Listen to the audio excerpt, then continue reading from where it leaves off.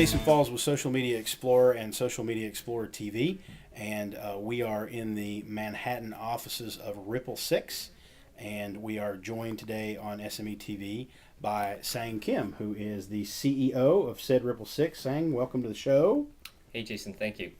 Okay, tell us about Ripple6. Give us the elevator speech on what you are and what you do. Sure.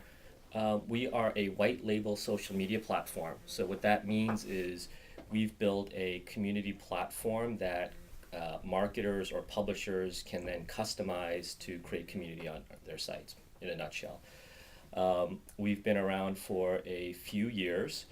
Some of our customers are Procter & Gamble. We run a bunch of social networks for them on the marketing side.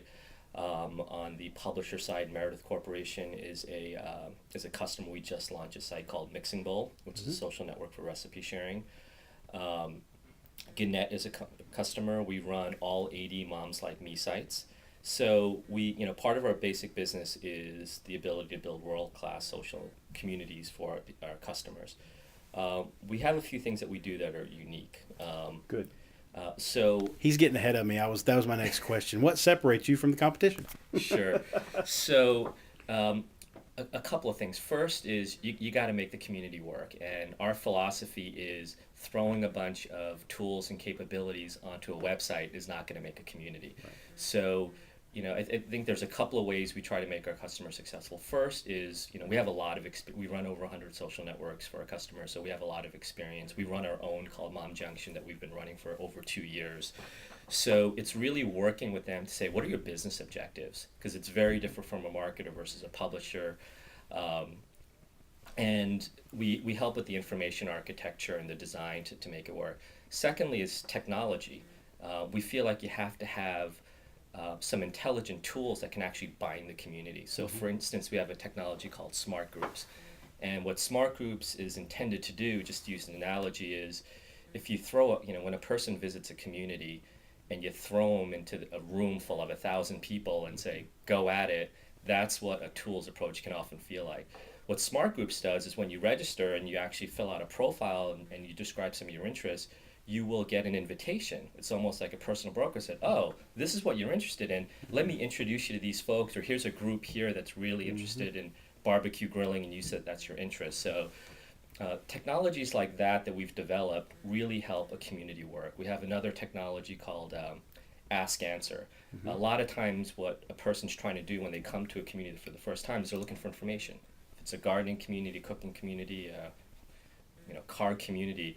So this is a very simple way on the homepage for a person to just ask a question without having to know where to go, without being afraid if it was asked, or am I, the typical newbie type fears. So they can simply ask the question. We have this very advanced algorithm which essentially, without giving you all the details, works to get you an answer as quickly as possible. And what that does is it gets the person, when a person does something and get a response, it gets engaged. So one of our differentiators is really working with them from both a service and a technology level to make their communities really work. The other thing that we do is we've built a technology that can actually marry marketers and publishers. At the end of the day, a publisher's business is monetizing their audience. Yep. Right? One is they have to provide a great experience for their audience, the community, but they make money through advertisers.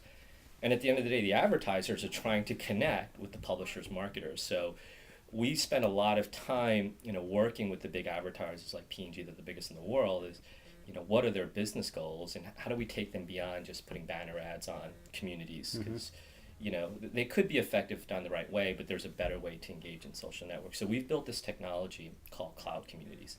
And essentially what it does is it allows a brand to create a community once. And they can put it on their brand website. For most brands, though, trying to build a community on your brand website is a losing value proposition because a person interacts with thousands of brands a day. Right. They don't have time to go to thousands of sites. But a person might go to Moms Like Me, a mom community, or a recipe community like Mixing Bowl, because that's a big passion of theirs. So what the brand can do is take that cloud community, put it on their site, but they can syndicate that community to all these other social networks where people actually do spend their time on a regular basis. Right. So this has huge value in a few ways. One is it allows them to essentially create multiple microsites, but build it only once, manage it only once, and have a single set of analytics.